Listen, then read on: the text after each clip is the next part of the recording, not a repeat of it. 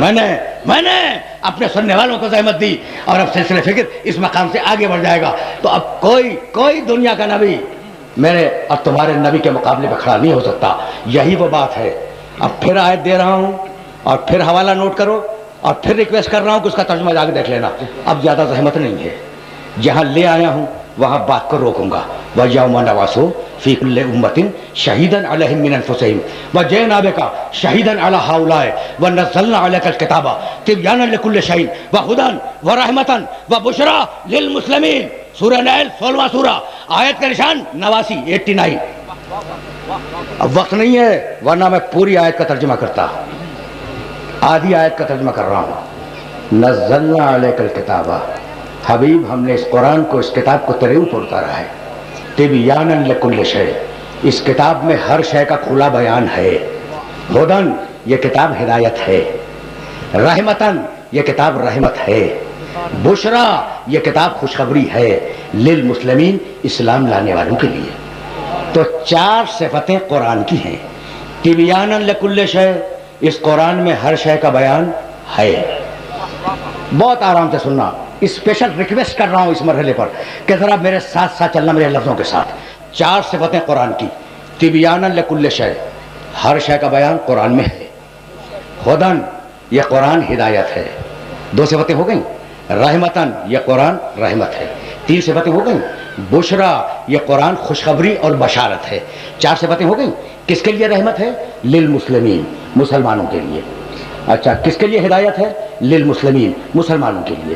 کس کے لیے خوشخبری ہے؟ للمسلمین، مسلمانوں کے لیے. تو 4 صفتیں ہیں قرآن کی. للمسلمین ذہن میں رہے، اور اس سے مجھے کام لینا ہے، اور اب میں زیادہ زحمت نہیں دینا چاہ رہا ہوں، لیکن یہ 4 صفتیں ذرا ذہن میں رکھنا. پہلی صفت، سارا بیان قرآن میں ہے.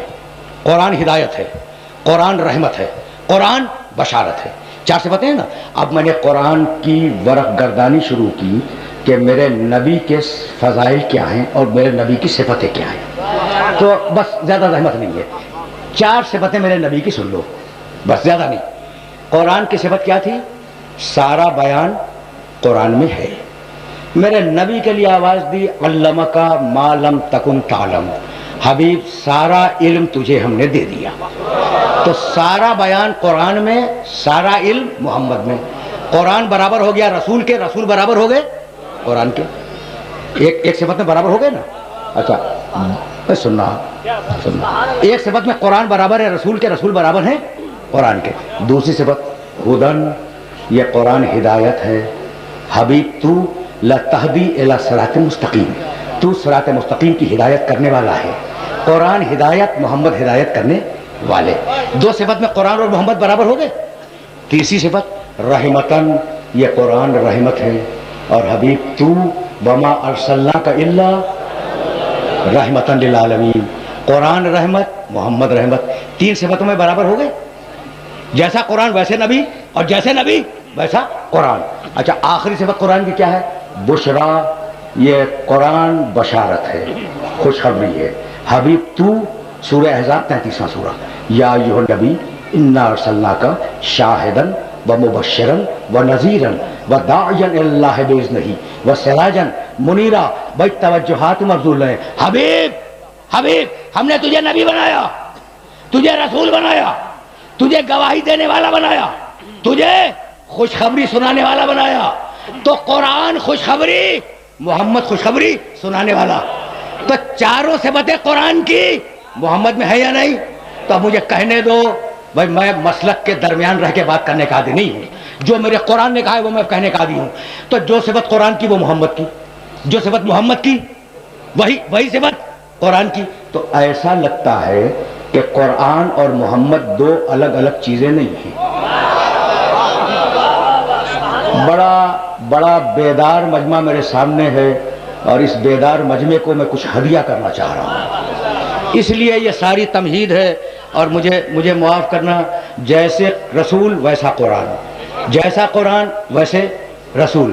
تو ایسا لگتا ہے کہ یہ 2 الگ الگ چیزیں نہیں ہیں. چیز ایک ہے، نام 2 ہے. یعنی میں کہنا یہ چاہ رہا ہوں کہ علم الہی، اللہ کا علم جب لفظوں میں ڈھلا تو قرآن کہلایا، جب نور میں ڈھلا تو محمد کہلایا.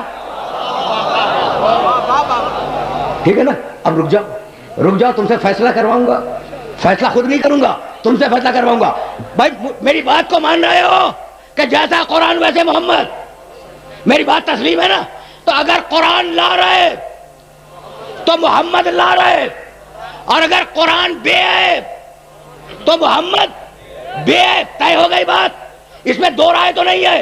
اگر قرآن لا رہے تو میرا محمد لا رہے، اگر قرآن بے عیب تو میرا محمد بے عیب۔ اچھا اب مجھے ایک جملے کا جواب دے دو کہ میں ممبر پہ بیٹھا ہوں، اگر قرآن میں ممبر پہ بیٹھ کے قرآن میں غلطیاں تلاش کر کے تمہیں بتانے لگوں تو تم میرا حشر کیا بناؤ گے؟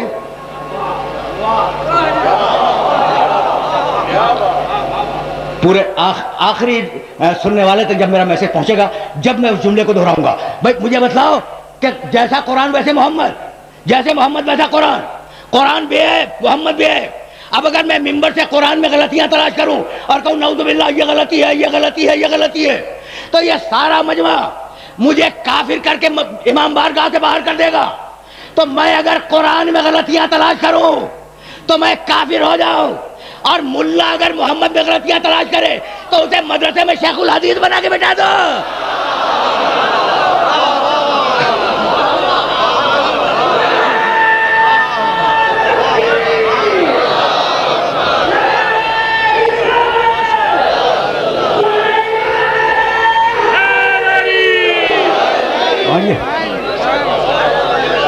بھائی پہنچ گئی بات؟ بھائی آج میں نے چاہا کہ اپنے سننے والوں کو مقام محمد عربی سے روشناس کراؤں، تو اب آج کی گفتگو یاد رکھو گے نا؟ جیسے قرآن ویسا محمد، اور جیسے محمد ویسا قرآن، کہ محمد رسول اللہ اور قرآن برابر ہیں۔ ٹھیک؟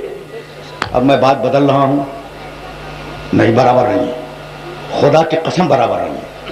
اب تم اور گھبرا گئے، اب تک تو میں کہہ رہا تھا برابر ہے۔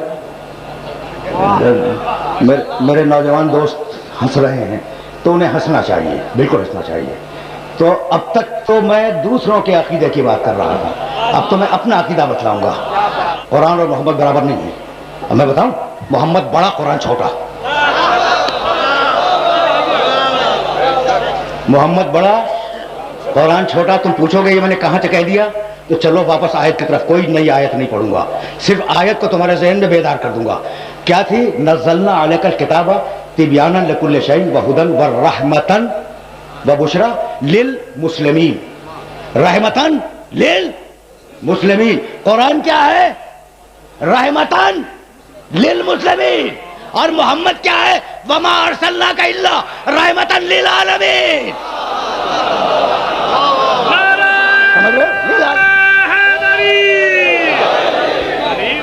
یاد رکھو گے میرے اس جملے کو، یاد رکھو گے کہ قرآن چھوٹا ہے، میرا نبی بڑا ہے۔ قرآن ہے رحمتاً للمسلمین، رحمت ہے مسلمانوں کے لیے۔ میرا نبی ہے رحمتاً للعالمین، رحمت ہے سارے عالمین کے لیے۔ تو میں پھر دہرا رہا ہوں، قرآن چھوٹا، میرا نبی بڑا۔ تو اب جو میرے نبی کی مسند پر آئے گا، کیا وہ قرآن سے چھوٹا ہوگا؟